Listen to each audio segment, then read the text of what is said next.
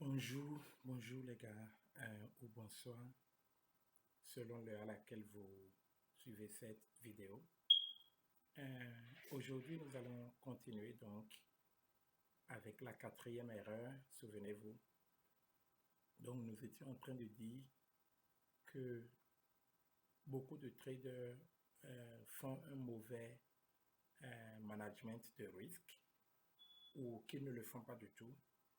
Et donc, nous étions en train de démontrer comment le trader pro peut, avec seulement 3 trades gagnants, être de façon générale gagnant, même si 7 trades sont perdants.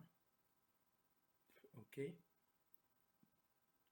Tandis que le trade loser, et ils sont très nombreux, ils sont 95%, donc, courent après de petits gains, voyez-vous, et peuvent gagner 7 fois successivement. C'est une façon de parler, ce n'est pas forcément successivement, mais quand on prend 10 trades, ils ont peut-être gagné 7 sur les 10 et ont perdu seulement 3, mais sont perdants. Et je vous demandais donc où est-ce que vous êtes. Est-ce que vous êtes un gagnant, un trader pro, ou vous êtes du côté des traders losers? Donc aujourd'hui, on va continuer. Et comme d'habitude, dans toutes nos vidéos, donc, je vous lis le disclosure. Et voilà donc la série de vidéos dans laquelle nous sommes, c'est toujours les 7 erreurs qui font échouer beaucoup de traders et comment vous pouvez les éviter. On est au niveau de l'erreur 4. Et donc, je dois vous lire le risque disclosure. Ça veut dire simplement que le trading en général et le forex en particulier est une activité à haut risque. Donc, il n'est pas forcément adapté à vous, puisqu'il n'est pas adapté à tout le monde. Il peut entraîner jusqu'à la perte de votre capital ou un endettement.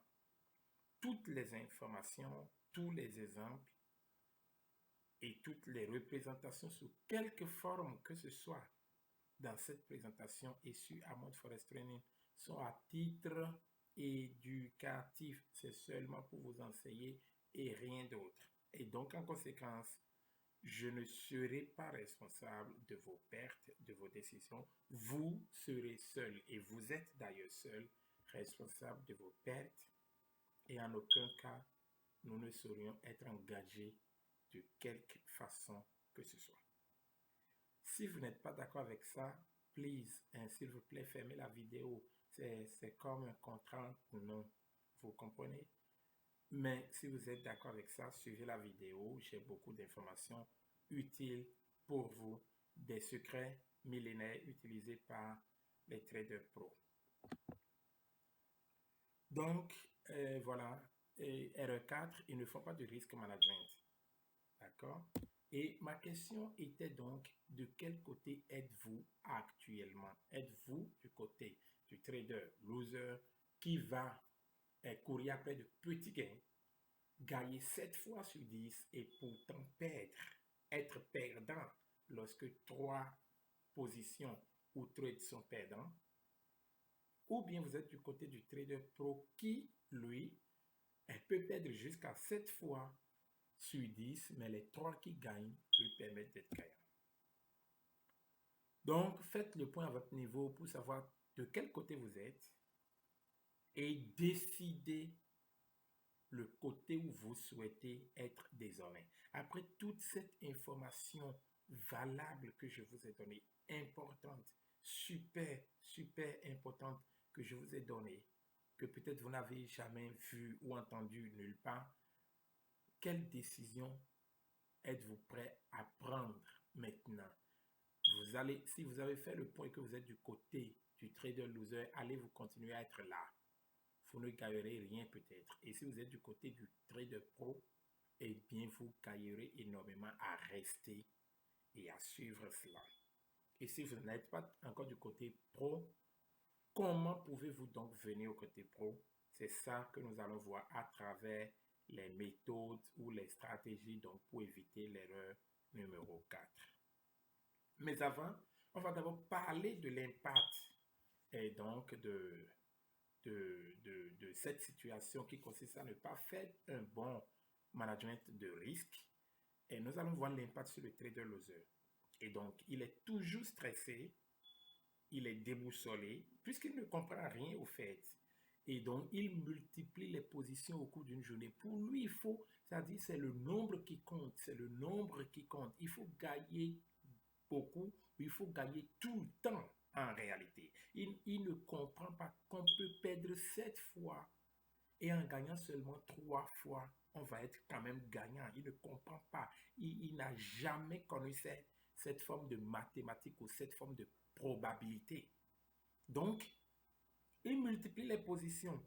Il veut monter, il veut monter sur le marché à chaque pseudo-occasion. C'est-à-dire, quand je dis pseudo-occasion, c'est que ce n'est pas de vraies occasions, mais qui donnent l'air d'être de vraies occasions.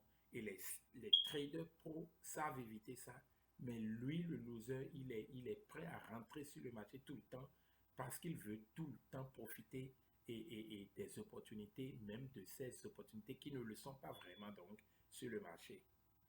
Il s'épuise les yeux et le corps à courir après de petits gains qu'il va sans doute retourner au marché, c'est clair déjà. Puisque dans son monde à lui, il faut gagner, gagner, gagner, gagner.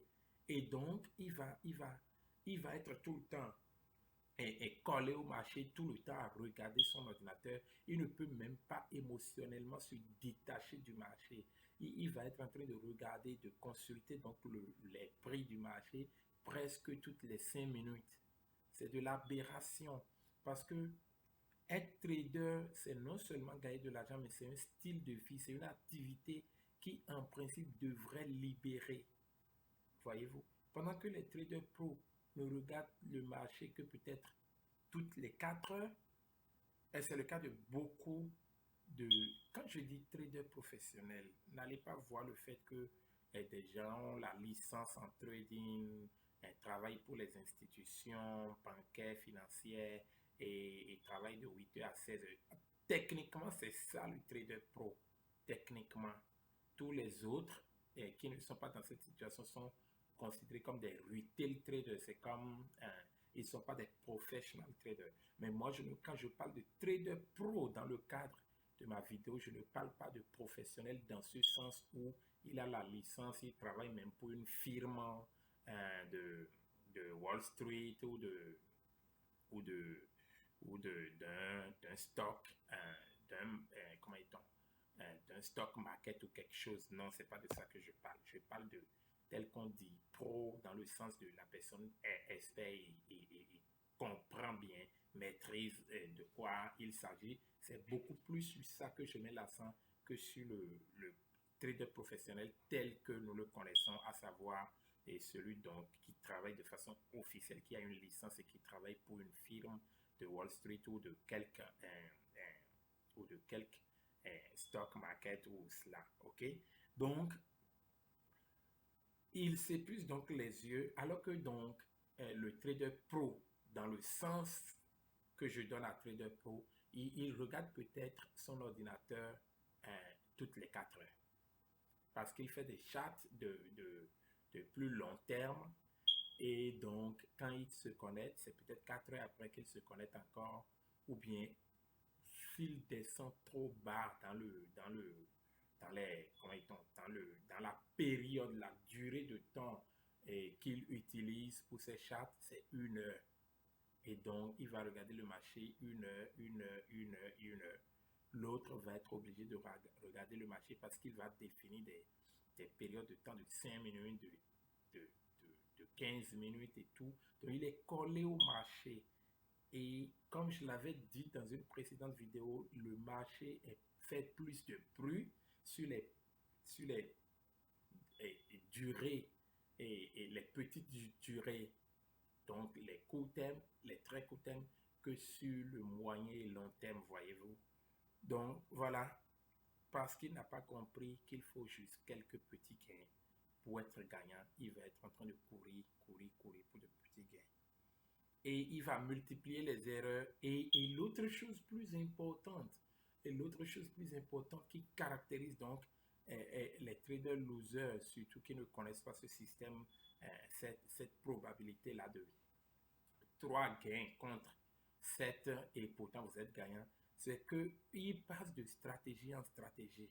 C'est des gens qui passent de stratégie en stratégie. Ils ne laissent même pas le temps à une stratégie de vraiment démontrer qu'elle peut les amener au gain, au fait. Et ils sont tellement pressés qu'ils passent de stratégie en stratégie. Et c'est des gens aussi qui sont prêts à investir dans des programmes bidons ou des robots qui promettant sans S, qui donc promettent monts et merveilles ou promettant donc 90% de positions gagnantes. C'est terrible. Vous allez voir, la plupart des gens qui font le marketing des robots de Forest, vous allez les voir, ils vont vous dire, en anglais on dit accuracy, or accurate. Ils vont dire 90% accurate. 90% accurate. And this boss works with 90% accuracy. C'est nul au fait tout ça. Et parce que dans leur monde, il faut que on gagne 90% des positions forcément pour gagner. Mais ce n'est pas ça, le trader pro, ce n'est pas ça. Il gagne 30%, c'est-à-dire 3 sur 10, et quand même il est gagnant. Et l'autre impact aussi sur le trader loser, c'est qu'il repousse parfois indéfiniment et désespérément ses stop loss plus loin pour éviter que ces positions fermes appètent. Parce que dans son monde à lui, il faut forcément gagner 8 sur 10 des positions pour être gagnant. Donc nous avons démontré que il peut gagner 7 et même 8. Il peut gagner 7 et être perdant. Donc pour qu'il ne soit pas perdant, il lui faut peut-être gagner jusqu'à 8. Donc parce qu'il veut forcément gagner sur toutes les positions, voilà, ils ne mettent pas de stop loss. Ou bien quand il met le stop loss, et comme il est tout le temps collé au marché, il est là et devant l'ordinateur, il constate que le marché est en train d'aller contre lui et se rapproche de son stop loss. Qu'est-ce qu'il fait? Vous allez le voir, il change le stop loss, envoie le stop loss plus loin en priant ou en souhaitant désespérément que le marché puisse se retourner dans le sens contraire et ne pas toucher son stop loss. Et peut-être il a doublé la distance de son stop loss et il est toujours là, le stop loss commence pas à être approché encore. Au lieu de laisser le marché toucher son stop loss pour lui rendre service, il va... oui, oui, oui, oui. En fait, sur le marché forex ou de trading, quand le marché touche votre stop loss, c'est un grand service qu'il vous rend en réalité. C'est un grand service qu'il vous rend en touchant votre stop loss parce que s'il ne touche pas, si vous lui permettez de ne pas toucher, que vous continuez à déplacer indéfiniment, eh bien, vous allez comprendre de quoi je parle quand je dis que le marché, vous ne laissez pas le marché vous rendre service. Donc voilà, il va être en train de pousser son stop loss et les pets seront en train de s'alourdir, de s'élargir et il va être indéfiniment en train parce que pour lui, il faut forcément gagner sur toutes les positions. S'il avait compris qu'il n'a pas besoin de gagner sur toutes les positions, une position dont le stop loss va être touché, il va rester, et comme on le dit, ça lui est égal, voyez-vous. Par contre, quel est l'impact de tout ce que j'ai dit sur le trader pro? Au fait, lui trade fièrement et avec assurance, avec beaucoup d'assurance. Il sait, même s'il est en train, les pets commencent par se multiplier. 1, 2, 3, 4 pets successives, cinquième encore, sixième encore, il a toujours espoir. Il sait qu'avec ces 6 pets et les 4 positions qui vont suivre, s'il peut gagner 3 et perdre 1, il peut toujours être gagnant. Ou bien il a déjà eu 6 pertes successives. S'il perd encore 2 autres, mais gagne 2, peut-être les 2 gagnés vont permettre de lui être au niveau 0, vont lui permettre du moins d'être au niveau 0. C'est-à-dire que 8 positions perdues et 2 positions gagnées vont peut-être payer le prix des 8 positions perdues. Mais si c'est 7 qui sont perdues, eh bien 3 gagnantes non seulement vont payer le prix, mais il va quand même être gagnant, voyez-vous. ou bien s'il a 8 perdus et qu'il a 2 gagnés, et donc les 2 gagnés peuvent être légèrement en dessous de ses pets, et sa pète totale sur les 10 là ne serait pas grand-chose, donc ce serait insuffisant. Et donc il n'a pas peur de perdre sur quelques positions. Si le marché le lui permet bien, il va rattraper. Et il n'a pas besoin d'être collé au marché et à son ordinateur. Il se donne du repos et attend les bonnes occasions rares pour entrer sur le marché. C'est comme cela. Donc, il a une stratégie moyen ou long terme et il ne fait pas le très court terme de 1 minute, 5 minutes, tout ça. C'est des conneries. C'est des conneries seulement. Et il y en a qui sont passés maîtres dedans, qui ont développé mille et une stratégies euh, pour gagner en scalping et tout. Euh, je ne veux même pas rentrer dans ces débats-là, mais c'est perdu d'avance. Et donc, je continue dans l'impact sur le trader pro. Il ne court pas après toutes les promesses. Il ne court pas après. Oh, c'était tout. Donc, il ne coupe après toutes les promesses de programmes ou robots, ok, ou robots fantaisistes. Parce que dans son monde à lui, juste 3 gains de 200 égale 600 suffisent pour dépasser 7 pertes de 50 $. Oui, donc vous voyez, juste 3 gains de 200 égale 600 suffisent pour dépasser largement 7 pertes de 50. N'oubliez pas, même 3 gains de 150 vont faire 450 et vont déjà dépasser 7 pertes de 50 qui font 350. OK? Et il dort tranquillement. Il dort tranquillement. Surtout dans les moments les heures de nuit, il dort tranquillement. Pendant que le loser stressé ne fait que penser à son capital qui attend impatiemment d'être bousillé.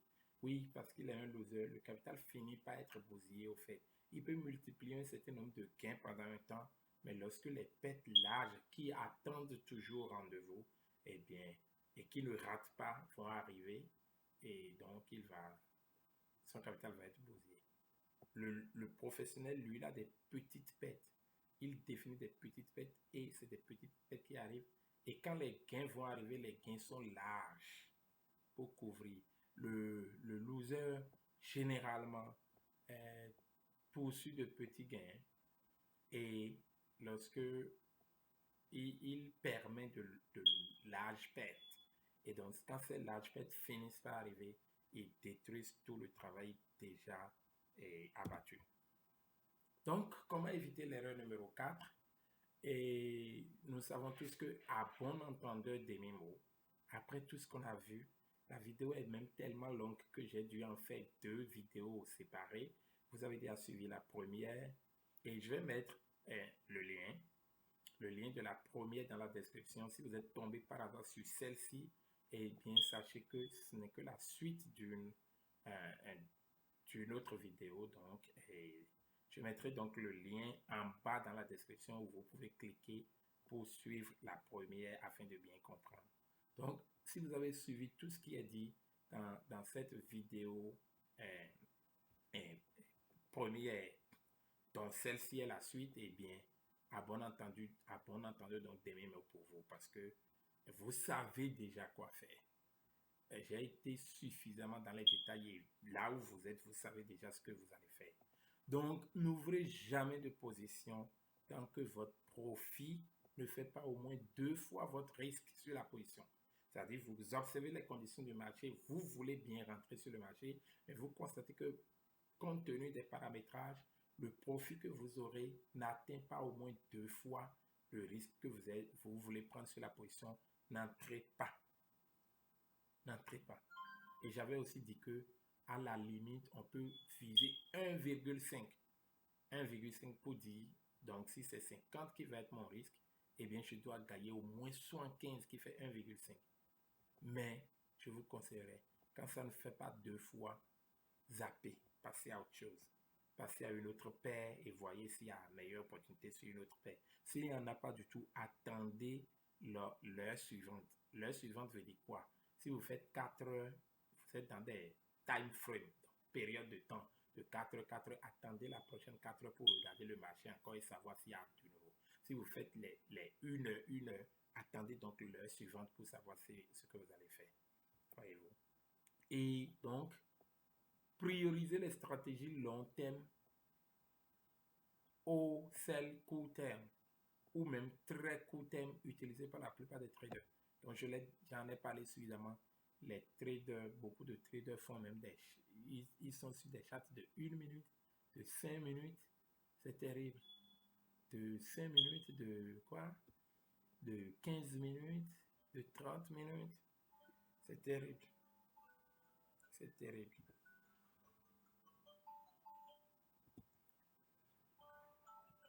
L'autre chose, c'est que courir après de mini-gains ne favorisera pas d'avoir un bon ratio profit-risque. C'est clair. Or, les petits time frames ou les durées de temps, 5 minutes, 15 minutes, 30 minutes, ces time frames-là, si vous tradez le forex sur ces time frames, ça ne favorise pas le ratio profit-risque d'au moins 2 dont nous avons parlé dans cette quatrième erreur.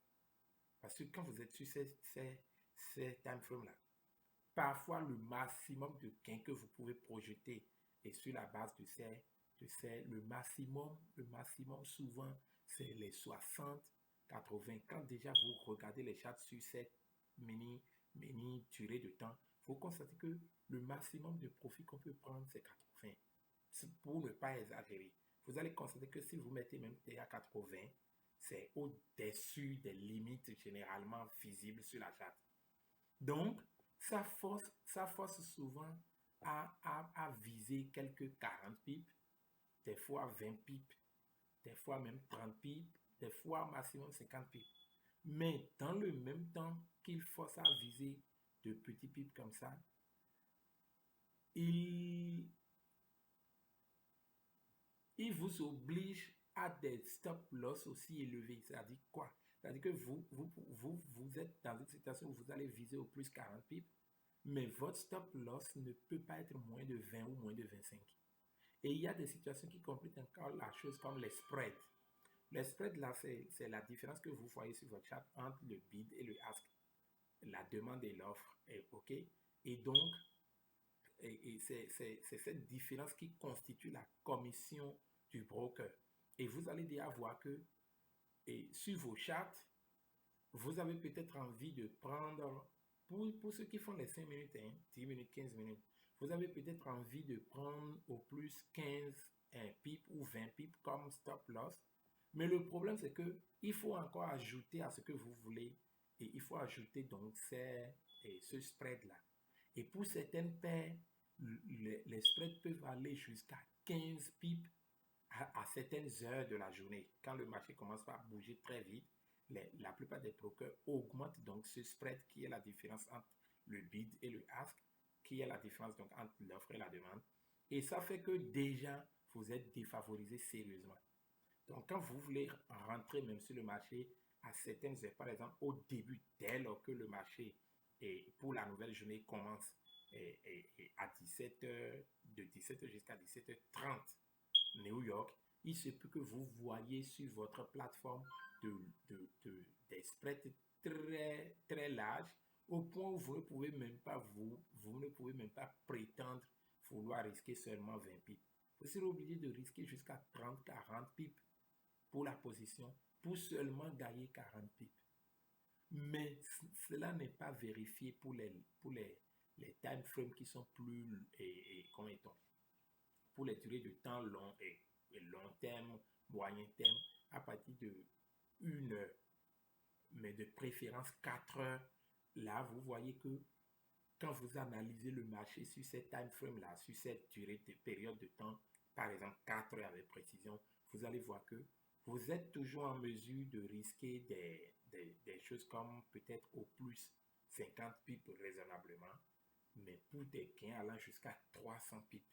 Vous voyez clairement déjà sur le marché que le prochain niveau où le marché ira s'arrêter, ce qu'on appelle niveau de support résistance. Nous verrons tout ça dans d'autres vidéos. Donc, quand vous êtes sur la charte, vous-même, vous voyez clairement là où vous pouvez mettre votre profit. Et donc, vous constatez que vous pouvez vous permettre des profits allant jusqu'à 250, 150, 200, 250, 300, des fois 400, vous le voyez clairement. Mais pour atteindre ces profits, vous constatez aussi que vous êtes en mesure par rapport à votre point d'entrée de risquer au maximum 50 pips ou au maximum 115 pips. Voyez-vous? Ou même si vous êtes plus tolérant encore jusqu'à 100 pips de stop loss. Les petits time frames ne peuvent pas 15 minutes, 5 minutes, 10 minutes, 5 minutes, 15 minutes, 30 minutes, tout ça là, ne permettent pas, ne favorisent pas cela.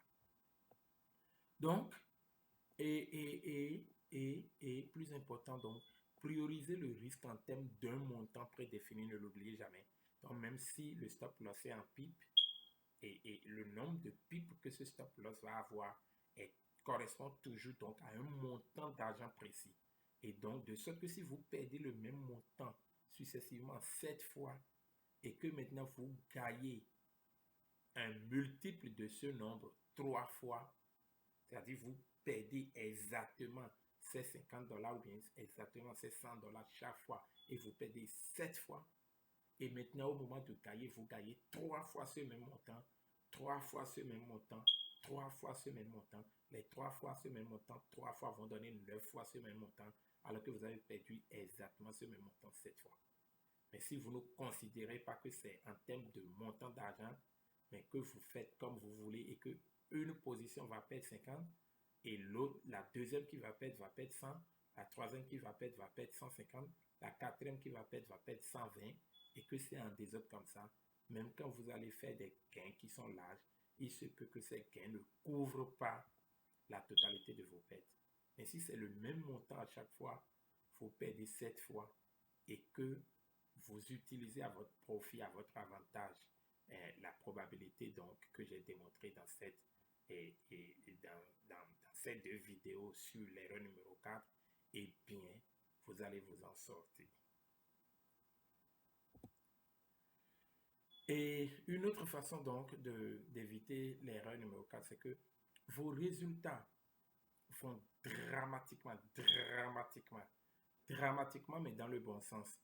Ok, dans le bon sens. Je ne dis pas dramatiquement dans le mauvais sens. Et donc, vos résultats vont dramatiquement changer lorsque vous allez commencer par vous abstenir d'entrer sur le marché tant que, oui, je passe souvent de clavier français à anglais quand je veux utiliser les accents aigus et parfois je reviens en clavier anglais. Donc, voilà. Et donc, entrez sur le marché tant que vous n'êtes pas sûr de gagner 2 à 3 fois ce que vous risquez de perdre sur la position.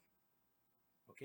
Donc, abstenez-vous de le faire. Et si vous commencez par faire ça, vos résultats vont dramatiquement changer. Dans le bon sens, bien sûr. OK? Parce que vous allez commencer par éviter tout ce qui était en train de détruire votre trading et votre capital. Et ça va changer du tout au tout au fait. Oui, parce que vous n'entrerez sur le marché que sur des positions c'est-à-dire qui font de vous gagnant. Oui, vous entrerez sur le marché avec des positions où votre risque vaut toujours 2 à 3 fois moins que votre profit potentiel. Donc le risque potentiel vaut 2 à 3 fois moins que le profit potentiel. Et toutes les positions, sur 10 positions, tout ne peut pas tourner contre vous. Même si 8 tournent contre vous et que 2 marchent, marchent pour vous, ou bien 7 tournent contre vous et que 3 marchent pour vous, eh bien, vous allez voir que vous allez passer tout au moins de perdant à ce que nous appelons break-even. Et quand vous êtes un trader, que vous êtes break-even, c'est-à-dire vous ne perdez plus comme avant, même si vous n'êtes pas encore en train de gagner, eh bien, c'est une importante étape que vous aurez franchie. Et naturellement, ne vous contentez pas de vous étonner de ce que vous avez juste découvert comme ça. OK? Vous avez découvert. OK? Ce que vous venez juste de découvrir, ne vous étonnez pas seulement. N'ouvrez pas la bouche parce que je vous avais promis que en suivant cette vidéo, vous allez ouvrir la bouche en signe d'étonnement. Vous n'allez pas vous en revenir de comment on peut quand même perdre 7 fois et en gagnant seulement 3 fois, être quand même gagnant. Et je vous ai démontré tout ça. Mais qu'est-ce que vous allez en faire? Est-ce que ça suffit juste de vous dire, oh waouh, c'est bon tout ça? Et puis, ça ne va rien changer dans votre vie? Non. Changez de paradigme, c'est-à-dire appliquez ça. Appliquez ça. Commencez par utiliser cette probabilité en votre faveur. Ne rentrez jamais sur le marché tant que vous n'êtes pas sûr de gagner 3 fois, 2 fois, 3 fois, 4 fois, 5 fois ce que vous perdez et ce que vous risquez de perdre. Et quand au hasard sur Detroit, vous allez gagner 3, vous serez quand même gagnant. Alors que si vous ne le faites pas, vous pouvez gagner jusqu'à 7 trades et 3 seulement qui perdent vont vous ramener de héros à zéro. Alors que dans l'autre sens, c'est que vous êtes amené de 0 à héros avec seulement 3 trades gagnants. Donc, voilà. On est enfin à la fin de, de cette erreur numéro 4 qui consiste donc pour beaucoup de traders, à ne pas faire du tout ou à faire un mauvais management de risque. Merci de m'avoir suivi. C'est tout un plaisir pour moi de partager tout ceci avec vous. Et donc, très prochainement, on sera sur la 5e erreur. Et n'oubliez pas, aimez la vidéo naturellement. Et si vous ne l'aviez pas déjà fait, cliquez sur la cloche de notification afin que toutes les vidéos qui vont suivre et vous puissiez ne pas les rater. Abonnez-vous à la chaîne, partagez avec vos amis et vos familles. Et n'oubliez pas, à la fin de chaque vidéo, et donc vous avez quelque part ici ou en haut une proposition d'une autre vidéo que vous pouvez suivre. Et en bas ici, généralement, vous avez donc la liste de cette série des 7 erreurs. Et s'il y a quelques vidéos que vous n'avez pas encore suivies, et donc essayez de suivre ça ici. Et donc de ce côté, quelque part dans la zone ici, vous avez notre logo si vous n'êtes pas encore abonné. Et donc, cliquez sur le logo et abonnez-vous parce que je vous l'ai promis, c'est du lourd, c'est une formation de qualité que je suis en train de vous faire comme ça. Et il y a des choses, vous allez passer des années, moi-même j'ai passé des années à connaître certaines choses. Je les mets déjà dès les premières vidéos, déjà des fondamentaux. Et donc, merci d'être câblé et à la prochaine pour la 5e erreur. Merci beaucoup.